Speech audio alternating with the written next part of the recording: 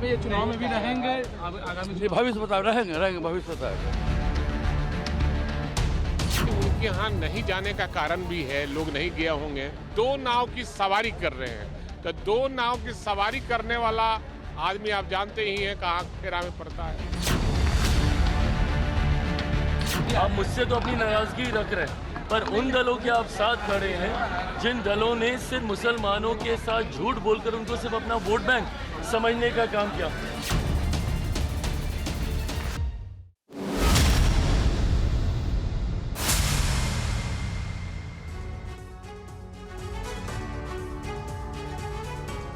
प्रायोजक हैं cancer healer centre, a new beginning. जी हाँ, 32,000 मस्जिदें, 32,000 बीजेपी के नेता और 32 लाख मुसलमान।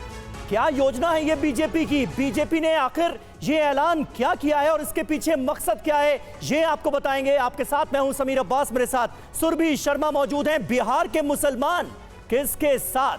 11 बजे की बड़ी बहस में आपका स्वागत है। आज बहस का केंद्र है बिहार, जहां चंद महीने बाद ही विधानसभा चुनाव होने हैं, लेकिन इस चुनाव के केंद्र में एक बार फिर मुस्लिम वोट बैंक है।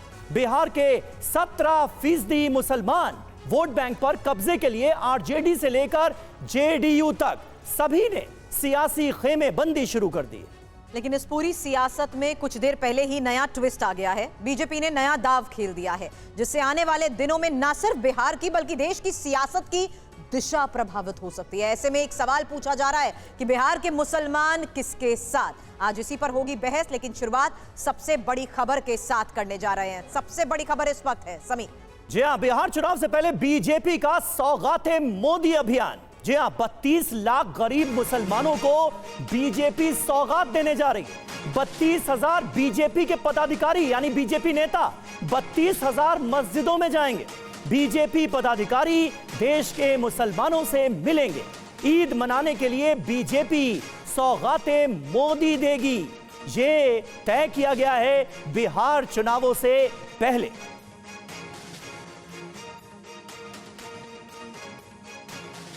मुस्लिम समाज के लिए मोदी जी की शानदार योजना सौगात ए मोदी। ईद के मौके पर 32 लाख मुस्लिम परिवारों को मोदी जी की ओर से सौगात दिया जाएगा ताकि वो अच्छे से ईद मना सकें। पूरा का पूरा किट 32 लाख लोगों को दिया जाएगा। इसमें भाजपा के 32,000 पदाधिकारी 32,000 मस्जिदों में संपर्क कर मुस्लिम गरीब परिवारों को चिन्हित करेंगे और ईद के मौके पर उनको सौगात मोदी मिलेगा ताकि उनको ईद मनाने में कहीं कोई दिक्कत नहीं हो। मोदी जी तो एनडीए तो हमेशा मुस्लिमों के लिए सबका साथ सबका विकास हमारा नारा रहा है। हम तो सबके लिए काम करते हैं, करते रहेंगे। रही बात वोट की, तो चिंता आपको करनी है कि आपको वोट के दलालों के चक्कर में पड़ना है, वोट के ठेकेदारों के चक्कर में पड़ना है, या सही मायने में जो आपका विकास कर रहा है आपका वोट वहां पड़ना चाहिए। तो फिलहाल बड़ी खबर है बीजेपी के उस फैसले को देखते हुए कि सौगाते मोदी, बीजेपी का ये आखिर पूरा प्लान है क्या? इस बारे में और जानकारी के साथ हमारे सहयोगी आमोद इस वक्त हमें ज्वाइन कर चुके हैं। आमोद, क्या बड़ा फैसला और इस फैसले के तहत किस तरीके से इस अभियान की शुरुआत?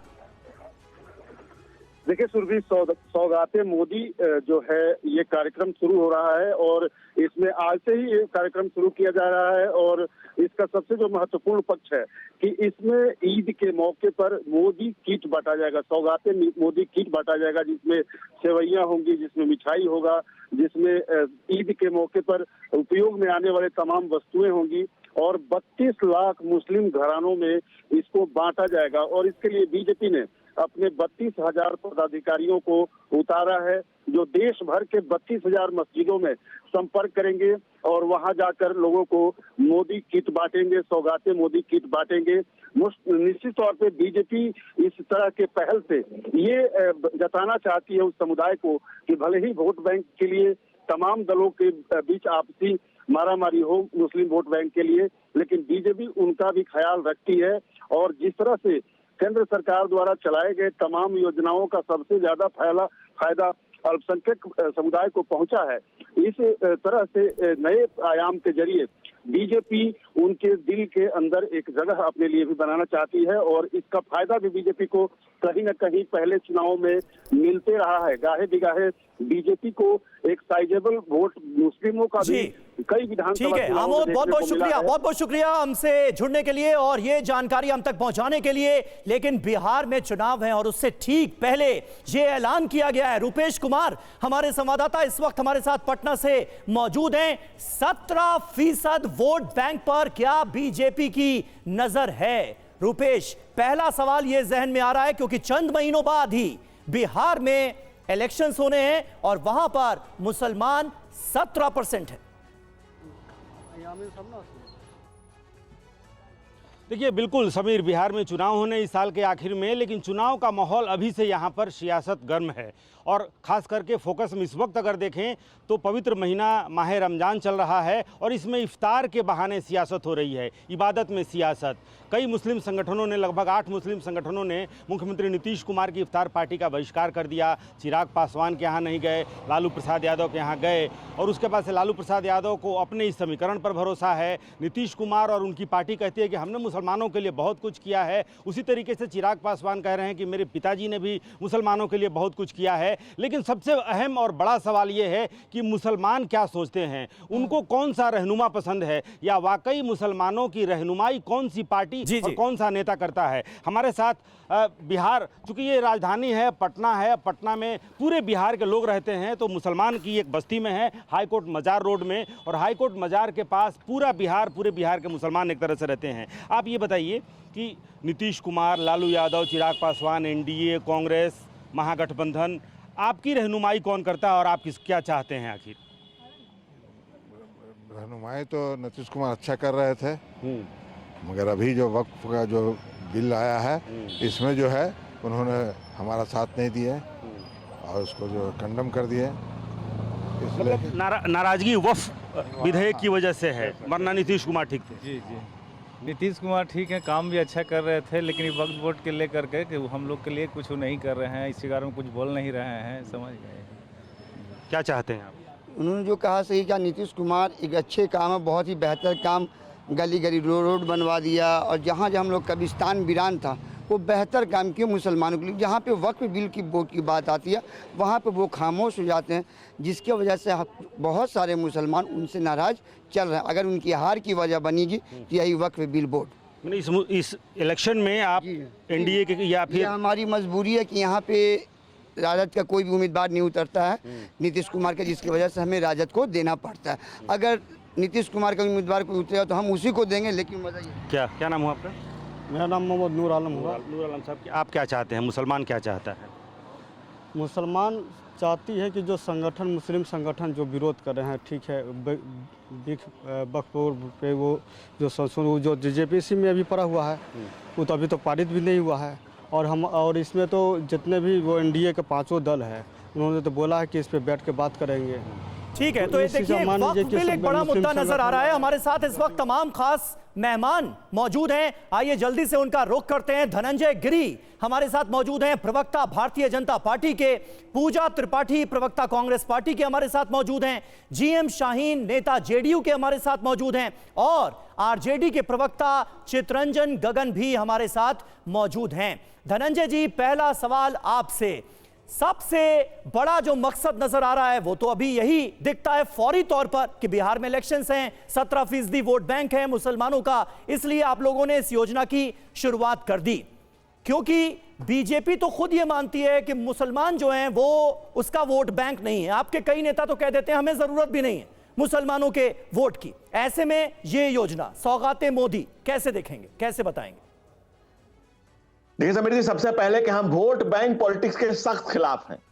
इस मुल्क का मुसलमान इस मुल्क की माटी से जुड़े, मुख्य धारा से जुड़े, उसको कोई वोट बैंक ना बनाए, वो किसी की पालकी ना ढोए, उसको किसी का डर नहीं दिखाए, उसको ये नहीं बताए कि ये आ जाएगा तो तुम्हारे साथ वो कर देगा। अरे इस देश प्रदेश के मुसलमानों के कंधे छिल गए लालू परिवार की पालकी ढोते ढोते, और लालू के बच्चे रहे महलों में सोते। ये नहीं चलेगा। हम चाहते हैं कि इस मुसलमान भी इस माटी से जुड़े। हजारों साल तक नरगिस अपनी बेनूरी पे रोती है, तब जाके होता है नरेंद्र मोदी जैसा दीदावर पैदा। आप नरेंद्र मोदी के आज जिस तरह से मुल्क के मुसलमानों के मन में मोदी की मूरत है, जितनी उन्होंने आगे बढ़ाया है प्रधानमंत्री जन विकास कार्यक्रम के पीएम करके छात्रवृत्ति योजना, सीखो और कमाओ, नई मंजिल, मौलाना आजाद, तमाम तरह की जो योजनाएं है, उड़ान योजना, और जितनी स्कीम शुरू की गई है, जिस तरह से मुसलमानों के मुस्तकबिल को बदलने के लिए मोदी जी ने जो नीतियां लाई है, जो प्रयास किए जा रहे हैं, आज तक जो वोट बैंक के सिर्फ पॉलिटिक्स की जा रही थी कि आप वोट बैंक हो, आप हमारी पालकी ढो, आपको हम डराएंगे, दंगा फसाद कराएंगे, आपको डराएंगे कि इधर मत जाओ, उधर मत जाओ।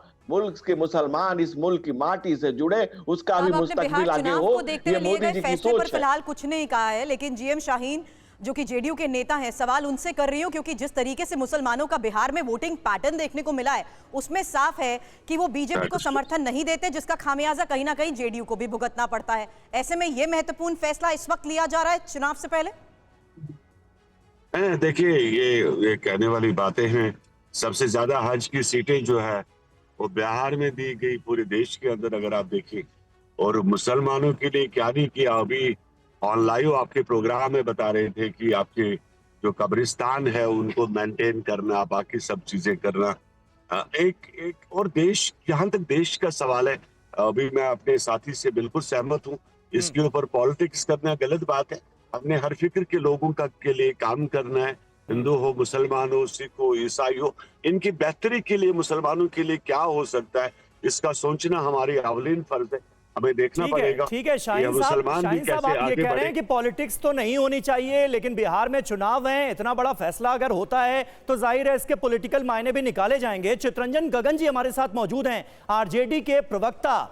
सीधे तौर पर बीजेपी और जेडीयू, चितरंजन जी, ये बताने की कोशिश कर रही हैं कि मुसलमानों को आगे बढ़ाने की योजना है, मुख्य धारा में लाने की कोशिश की जा रही है, इसलिए इस तरह की योजनाएं जो हैं वो चलाई जा रही हैं। कब तक मुसलमान जो है वो लालू यादव के परिवार की पालकी ढोता रहेगा, ये कह रहे हैं? नहीं समीर जी, पालकी ढोना और ये सब तो जो सो धनंजय जी के माने यही सब तो खासियत है इन लोगों का। अभी जो है सो बहुत जो है सो भाषण दे रहे थे कि वोट की राजनीति नहीं करते हैं। भाजपा तो केवल वोट की ही राजनीति करती है, भाजपा वोट की ही राजनीति करती है। अभी जो है सो जो आपने बताया कि हम मोदी जो है सो इतने 32 लाख लोगों को ईद पर तोहफा देने जा रहे हैं जी। अभी क्या इनका रुख रहा है आपको कर्नाटक में, आप देख लीजिए, महाराष्ट्र में, बिहार में जिस ढंग से भाजपा के नेता जहर उगलते रहे हैं, सब लोगों ने देखा है। तो जो है सो जिस ढंग से दोहरी बात नहीं चलेगी। एक तरफ आप उनको पाकिस्तान भेजने की बात कर रहे हैं, एक तरफ उनको जो सो कब्र में दफनाने की बात कर रहे हैं, एक तरफ जो है सो उनके वेशभूषा पर आप सवाल खड़ा कर रहे हैं, उनके रहन सहन और उनका जो शरीयत कानून है उसके खिलाफ उस पर आप कुचलाघात कर रहे हैं। दूसरे तरफ जो है सो आप गांव में घूम कर या प्रलोभन दे रहे हैं कि जैसे मुसलमान भाग जाएगा तो उसकी संपत्ति पर तुम्हारा हक होगा। इस ढंग से हिंदू और मुस्लिम को भड़काने का काम कर रहे हैं। तो डिवाइड एंड रूल की पॉलिसी भाजपा रही है, यही केवल करते रही है, केवल चुनाव की राजनीति करती रही है। और नहीं, अरे आप बोल रहे थे, मैं नहीं बोल रहा था, नहीं आप बोल रहे थे, मैं नहीं बोल रहा था। शाहीन साहब जो बोल रहे हैं, प्यार करता हूँ, नहीं मैं भी आपकी इज्जत करता हूँ, बोलने दीजिए। आप बोल रहे थे, देखिए नहीं देखिए, आप बोल रहे थे, मैं नहीं बोल रहा था जी जी, जदयू के साथ ही बोल रहे हैं। इसी बिहार में जिस ढंग से नफरती भाषण दिए जा रहे हैं, नफरती हरकत किए जा रहे हैं, गलत ढंग से जो तबाह और तंग और तबाह किया जा रहा है, मुसलमानों को पढ़ाने का काम नीतीश कुमार जी मुख्य दर्शक बने हुए हैं। आज अगर भाजपा किसने दी, रोजगार किसने दिया? शाहीन साहब बीच में नहीं, शाहीन साहब बीच में ना बोलिए, आप तो किसी के लिए नहीं किए शाहीन साहब। आज तो बिहार में जो मुद्दा है, बेरोजगारी, महंगाई, किसानों का, नौजवानों का, महिलाओं का, आप तो हर जगह फेलियर है। ठीक है, कहीं आप हैं क्या? मुख्यमंत्री तो जो है सो केवल अब एक सिंबल बन गए। ब्लड प्रेशर की गोली ले लीजिए, लॉ एंड ऑर्डर की स्थिति खराब हो गई है। पानी पी लीजिए, पानी। उपलब्धि आपकी क्या रही? केवल दुष्प्रचार करना, केवल 2005 के पहले के पुराने इतिहास को उलटना। जिस ढंग से भाजपा जो है सो इतिहास को कुरेदती है, जनता दल यू भी वही इतिहास को कुरेदना रहे। आपने 20 साल में क्या किया? क्या उपलब्धि रही आपकी? जी हाँ, नहीं बोलते हैं।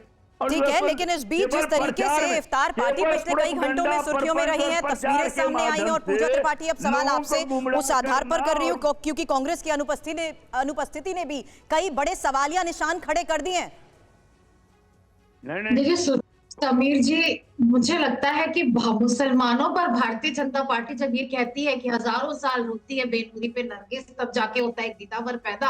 यही नरेंद्र मोदी जी 80-20 करते हैं, शमशान कब्रिस्तान करते हैं। सिर्फ नरेंद्र मोदी जी ने उनकी पूरी कैबिनेट करती है। हेमंता बिस्वा शर्मा अखंड कम्युनल स्पीचेस देते हैं, मुल्ला मियाँ के बिना उनकी कोई बात पूरी नहीं होती। ये लोग कहते हैं कि कुंभ जैसे एक कल्चरल उत्सव में, कुंभ जैसे धार्मिक उत्सव में मुसलमानों को दुकानें नहीं लगाने दी जाएंगी। यही कहते हैं कि कपड़ों से पहचाना जाएगा।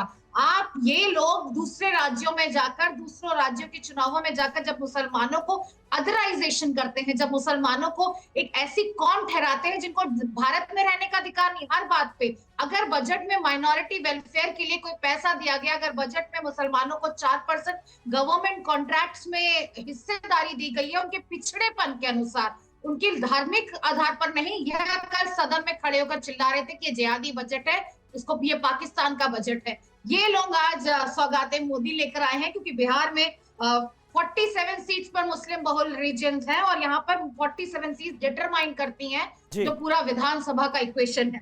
और बात यहाँ अगर मैं आंकड़ों की करूंगी तो चाहे नई मंजिल स्कीम को बंद कर देना हो, उस्ताद स्कीम को बंद कर देना हो, मौलाना आजाद एजुकेशनल फंड को बंद कर देना हो, ये सारी चीजें मोदी सरकार के अंदर हुई। मोदी जी जब गुजरात के मुख्यमंत्री थे तो मेरा सवाल आपसे इस बात को लेकर था, जहां मैंने इफ्तार की बात करी और समीर इफ्तार पॉलिटिक्स को लेकर जिस तरीके से तस्वीरें सामने आई हैं, ये भी बहुत बड़ा संदेश जरूर देती हैं। समीर बिल्कुल, देखिए बिहार में चुनाव से पहले इफ्तार पार्टीज को लेकर किस तरह से पॉलिटिक्स हो रही है, अब आपको ये बताते हैं। पटना में लालू यादव और चिराग पासवान की इफ्तार पार्टी हुई।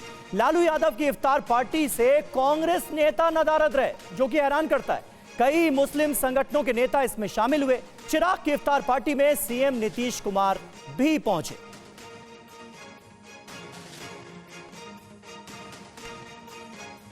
हालांकि इसी को लेकर समीर मैंने यहां पर सवाल किया था जिसका जवाब अभी तक नहीं मिला है, लेकिन उस पर और बात करने से पहले लालू यादव और चिराग की इफ्तार पार्टी के बाद आरजेडी नेता अब्दुल बारी सिद्दीकी और चिराग की तरफ से क्या कहा गया, देखते हैं।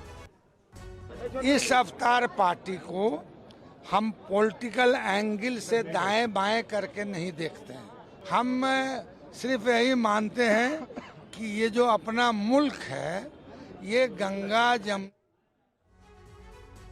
और हमारे साथ तमाम खास मेहमान इस वक्त मौजूद हैं। और धनंजय जी, एक सवाल यहां पर आपसे कि अगर किसी दूसरी पार्टी का नेता कहीं इफ्तार में चला जाता है तो न जाने क्या क्या कहने लगते हैं आपकी पार्टी के तमाम नेता, और जब आपके लोग इफ्तार पार्टी में जाएं तो कहीं कुछ नहीं।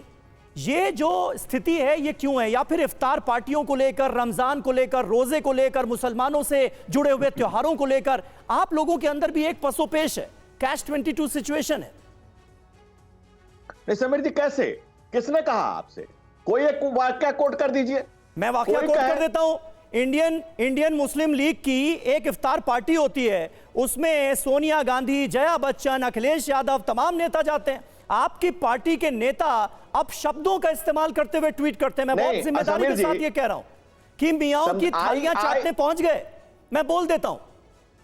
एक मिनट समीर जी, मैं उस पर आ जाता हूं। आपने एग्जाम्पल कहा तो मैंने दे दिया। जो भी एक मिनट, जो भी मुल्क के बंटवारे का हिमायती रहा है, हम उसके हिमायती नहीं हो सकते। जो मुल्क के हिंदू मुसलमान के विभाजन की बात करता है, हम उसके खिलाफ हैं और खिलाफ थे, हैं और हमेशा रहेंगे। और ये कोई नहीं भूल सकता है कि इंडियन मुस्लिम लीग ने देश के विभाजन में बड़ा रोल किया था और ये इस रोल को हम कभी भूल नहीं पाएंगे। हम जानते, हम हमेशा हिंदू मुस्लिम एक की बात करते हैं। हमने कब किसी को कहा कि तुम हमसे अलग हो? जब कोई कहता है कि मैं एक सूं तब वही की बात आती है। नहीं तो सबसे बड़े सावरकर ने भी कहा। अरे भाई, आप मुस्लिम लीग, जिन्ना वाली मुस्लिम लीग पर कैसे पहुंच गए? मैं इंडियन यूनियन मुस्लिम लीग की बात कर रहा हूं। मैं उसी की बात कर रहा हूं। ये इंडियन मुस्लिम लीग वो यहीं से अलग होकर के बनी है और कहीं इसी ने साउथ दक्षिण प्रोविंस में चुनाव लड़ा था, 90% सीटें जीती थी। ये वहीं से अलग होकर के बनी है, कोई अलग से नहीं है। और इसका पूरा इतिहास रजिस्टर्ड पार्टी है ना, बंटवारे से जुड़ा हुआ है। अगर इतनी खराब है तो मान्यता रद्द हो जानी चाहिए उसकी। फिर तो देखिए, असहमतियों का सम्मान ही लोकतंत्र है। और हमारे पुरखों ने सहमतियों की फसल बोई है, असहमत लोगों को भी साथ रखते हैं। यही तो सहिष्णुता है, यही तो इस देश की तासीर है, यही तो इस मिट्टी की खूबसूरती है, यही तो इस मिट्टी की खुशबू है कि आप हमसे अलग होकर के बात करें फिर भी आप हमारे साथ हैं। आप हमसे असहमत हो सकते हैं, लेकिन हम कहते हैं कि नहीं, सबका साथ, सबका विकास, सबका विश्वास, सबका प्रयास। जो लोग सुबह उठ करके कहते हो सर्वे संतु सुखिनः भव, सर्वे संतु निरामया, सर्वे भद्राणि पश्यन्तु मां कश्चित् फलेत्, तो हम कहां कभी किसी की बात करते हैं? हम कहां कहते हैं एक ही रास्ता, एक ही किताब, एक ही पैगंबर, एक ही संत? हम तो सबकी बात करते हैं। हम तो आपको भी अपने से अलग नहीं समझते। अच्छा, लेकिन क्योंकि हम बिहार में इफ्तार पार्टी पर सियासी टकराव की बात कर रहे हैं, पूजा मैं जल्द आपसे एक शॉर्ट कमेंट लेना चाहती हूँ। सवाल दोहरा रही हूँ कि आखिर क्यों नहीं लालू यादव की इफ्तार पार्टी में कांग्रेस की तरफ से कोई पहुंचा? क्या हुआ? मतभेद बढ़ते गए क्या? देखिए, बिल्कुल कोई मतभेद नहीं है, ऐसा कुछ भी नहीं है। कांग्रेस का भी अपना पूरा संगठन चल रहा है, कांग्रेस की यात्राएं चल रही हैं, तो हो सकता है कोई मिस कर गया हो, पर हम आरजेडी के साथ बहुत ही सशक्त गठबंधन में है। और धनंजय जी को बताना चाहूंगी, शायद उन्हें ज्ञान नहीं है कि इंडियन मुस्लिम लीग वो मुस्लिम लीग नहीं है जिसके साथ श्यामा प्रसाद मुखर्जी ने सरकार बनाई थी, वो वाली मुस्लिम लीग नहीं है। ये अपने ज्ञान को थोड़ा दुरुस्त कर ले। जब इंडिया पाकिस्तान की पार्टीशन की बात करते हैं तो ये मुस्लिम लीग पर आ जाते हैं, जिनके साथ इन्हीं के श्यामा प्रसाद मुखर्जी ने सरकार बनाई थी। तो ये एक रजिस्टर्ड पॉलिटिकल पार्टी केरला में है। अरे भाई, श्यामा प्रसाद मुखर्जी ने कृषक प्रजा राज्यम पार्टी के साथ सरकार बनाई थी, और तब तक वो इंडियन मुस्लिम लीग के सब सदस्य नहीं थे। अगर कम जानती है किताबें खरीद के भेज देता हूँ, पढ़ लीजिएगा। अगर नहीं किताबें हैं तो भेज देता हूँ, पढ़ लीजिएगा। जानकारी अपनी शुरू करिए। कृषक प्रजा राज्यम पार्टी के साथ मिलकर के बनाई थी, और उसे मैं IUM में थोड़ा सा ज्यादा हम इतिहास में चले गए, इतिहास के पन्ने थोड़े ज्यादा पलट लिए गए। लेकिन अब मुद्दे पर आ जाते हैं। बिहार में इफ्तार पार्टी को लेकर सियासी टकराव भी देखने को मिल रहा है। राबड़ी देवी की आवाज के बाहर पोस्टर्स लग गए। पोस्टर्स में सीएम नीतीश कुमार पर हमला बोला गया है। तो देखिए, इफ्तार पार्टी को लेकर सियासी टकराव भी साफ तौर पर नजर आ रहा है। रमजान के पाक महीने में इफ्तार पार्टियों को लेकर कैसे सियासत हो रही है, ये जरा आप देखिए। ये तस्वीर आपको दिखा रहे हैं। पोस्टर में सीएम नीतीश कुमार पर हमला बोला गया है, और ये पोस्टर बिहार की पूर्व सीएम राबड़ी देवी के आवास के बाहर लगाया गया है। तुम तो धोखेबाज हो वादा करके ... मतलब नीतीश कुमार पर हमला बोलते हुए नेताओं की तरफ से ये पोस्टर्स लगाया गया है। एनआरसी पर हम तुम्हारे साथ नहीं, वक्फ पर तो बिल्कुल भी साथ नहीं, ये बताया गया है। और कुल मिलाकर शाहीन साहब, ये बताने की कोशिश की जा रही है कि नीतीश कुमार ने मुसलमानों का साथ नहीं दिया वक्फ बिल के मुद्दे पर। देखिए, हमें कोई इन लोगों से, देखिए इनका काम है अपोजिशन करना, इनके पास कुछ बचा नहीं है, कुछ रखा नहीं है, कोई काम दाम नहीं है, कोई इन लोगों का नहीं। वक्फ बिल के मुद्दे पर आपकी पार्टी कैसे समझा रही है मुसलमानों को? नहीं, देखिए, इनका हक, आरजेडी का हक बनता है, वो हमारे खिलाफ जो बोलना है बोल सकते हैं। देश में आजादी है, डेमोक्रेसी, हर एक को बोलने का। अरे यह जो सच्चाई है। अरे यार, मैं कहाँ आपके बीच में बोला था? मैं आपके बीच में बात किया था।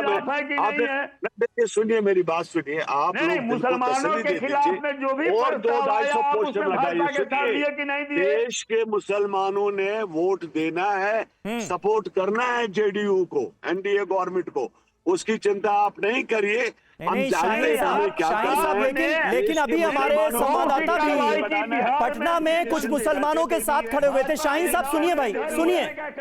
शाहीन जी, सरकार ने क्या उनका ये कहना है कि वक्फ बिल पर मुसलमानों का साथ नहीं दिया जेडीयू ने। आपने बीजेपी का साथ दिया, केंद्र सरकार का साथ दिया। बीजेपी हमारा सहयोगी पार्टनर है, और जो फैसले करते हैं मिलजुल के करते हैं। जहां जो जायज बनेगा वहां पर हम लोग करेंगे। नहीं, तो यही मैं आपसे पूछ रहा हूँ कि वक्फ बिल के मुद्दे पर मुसलमानों को, बिहार के मुसलमानों को कैसे समझाएंगे? छूट है अपना रुख। 200-250 पोस्टर और लगाइए। हमने काम करना है, मुसलमानों को तालीम देनी है, एजुकेशन देना है, हज का कोटा बढ़ाना है, बाकी सब काम करने।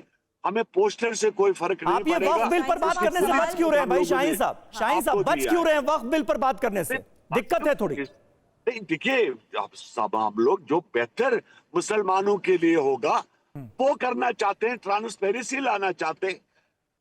कोई धोखाबाजी ना हो देश के अंदर।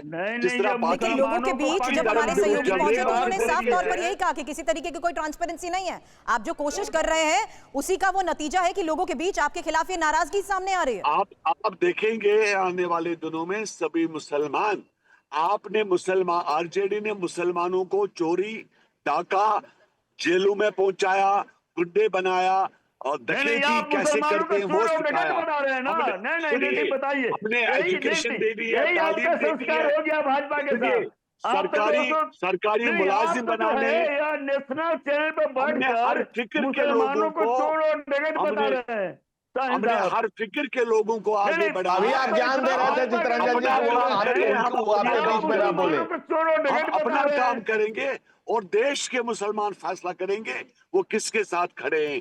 क्या मुसलमान देश का आगे बढ़ना चाहता है या जो आप लोगों ने किया, शहाबुद्दीन जैसे इंसान पैदा किए आप लोगों ने, आप हमें सिखाने की कोशिश नहीं करे तो अच्छी बात है। आपने जो बिहार को दिया वो एक दर्दनाक कहानी थी, ऐसी दर्द भरी कहानी थी कि देश के लोगों के रोकने खड़े हो गए। और अगर आज हम एनडीए के साथ मिलके बिहार को आगे बढ़ाना चाहते हैं, शाहीन साहब पूरी बात आपकी सुन ली गई। चित्रंजन गगन जी जल्दी से अपना पक्ष रखिए। वक्फ बिल का जहां तक सवाल है वो मुसलमानों के लिए इसे बेहतर बता रहे हैं। वक्फ बोर्ड के नाम पर वक्फ बोर्ड में किस तरह से लाखों करोड़ों का भ्रष्टाचार हुआ है ये किसी से छुपा तो नहीं है। तो चीजों को जरूरत तो है ना एक रेगुलेट करने की, ताकि इस तरह के करप्शन से मुक्त हो वक्फ बोर्ड। आपको नहीं लगता? हम किससे, हमसे पूछे हैं? जी आपसे ही पूछा है। नहीं देखिए यह जो है सो मुसलमानों की संपत्ति, मुसलमानों के पूर्वजों ने जो अपनी संपत्ति सार्वजनिक हित के लिए जो दान दिया है उसको हड़पने की साजिश है और कुछ नहीं है। यह जो संशोधन कहकर या केवल गोल मोल बात करके या जो सो मुसलमानों के जो पूर्वजों द्वारा जो संपत्ति दान दिया गया, कैसे बता सकते हैं भाई? नहीं उसको हड़पने की साजिश है, उसको हड़पने की एक बहुत बड़ी साजिश है जो इन लोगों की मंशा है कि इस देश से मुसलमान को जो है सो मुसलमान मुक्त भारत बनाने का जो इन लोगों का अभियान है उसी अभियान में लगे। अरे भाई शाहीन साहब, गगन साहब, आप दोनों लोग एक दूसरे के बीच में बोलने लगते हैं, कोई किसी की बात पूरी नहीं होने देता। शाहीन साहब थोड़ा सा रुकिए, गगन जी जल्दी से 10 सेकंड में बात पूरी कीजिए प्लीज। धनंजय जी के पास नहीं, मुसलमानों के पूर्वजों ने जो अपनी संपत्ति दान दी है समाज के हित के लिए, उसको जो है सो इस विधेयक के माध्यम से हड़पने की साजिश, सीधी सी बात। ठीक है धनंजय जी, जल्दी से पॉइंट आपका कैसे समझाएंगे? मतलब बिहार के मुसलमानों को खास करके कैसे आप समझाएंगे कि वक्फ बिल उनकी मदद के लिए लाया जा रहा है, उनके पक्ष में आवाज बुलंद करने के लिए लाया जा रहा है, भ्रष्टाचार से मुक्त करने के लिए लाया जा रहा है, ये कैसे भरोसा दिलाएंगे? क्योंकि अभी तो ये मुद्दा बीजेपी के, जेडीयू के अगेंस्ट जाता नजर आ रहा है। समीर जी, आप ये चंद लोग ऐसा कर रहे हैं, चंद पॉलिटिकल नैरेटिव बनाया जा रहा है। इस देश के गरीब मुसलमान खुद उसके खिलाफ हैं और जो वक्फ बोर्ड के कंप्लेन किया गया है वो कितने लोगों ने किया है? गरीब मुसलमानों ने किया है कि भाई लाखों करोड़ों की जमीन हमें कुछ मिल नहीं रहा है। मुतवल्ली और तमाम जो लोग, चंद सरमाएदार लोग हैं जो इसके ठेकेदार हैं, वो इसमें अरबों खरबों की संपत्ति बना रहे हैं। और ये लोग तो लैंड ग्रैबर ही है, जो आरजेडी पार्टी है तो लैंड ग्रैबर है। ये किसी का जमीन का, किसी का मकान, किसी का दुकान, किसी का, ये तो हड़प की कंपनी है ना। ये तो सारा, ये तो नौकरी जपना और देश का माल अपना, ये तो लुटेरे हैं और मोहर चोर है। इसमें इनकी बात को कौन विश्वास करेगा? और बिहार में कंपटीशन लगा हुआ है, अपने समय बोलिएगा, अरे आप सर्टिफाइड चोर है, सुप्रीम कोर्ट से सजा याफ्ता है, मोहर मार है, स्टैंप लगा हुआ है सुप्रीम कोर्ट से। आप चुप रहिए। दूसरी बात, इंडी गठबंधन के बीच में समीर जी, अरे भाई पगला मत, तुम्हारा सच बता रहा हूं। अरे गगन जी आराम से समझ जी, गगन जी, अरे गगन जी पानी पी लीजिए, पानी पी लीजिए गगन जी, आराम से। ये सच्चाई है, नहीं तो डिफॉर्मेशन का केस कर दीजिएगा, मैं ऑनलाइन।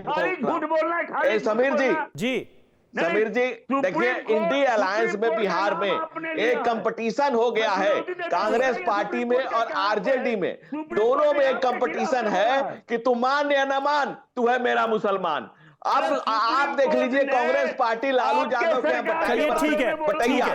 बटाई पर थी, अब कांग्रेस की छटपटाई है। ठीक है, बहुत बहुत शुक्रिया, बहुत बहुत शुक्रिया इस मुद्दे पर हमसे बात करने के लिए, इस चर्चा में हमारे साथ जुड़ने के लिए आप सभी का। प्रायोजक हैं cancer healer centre, a new beginning.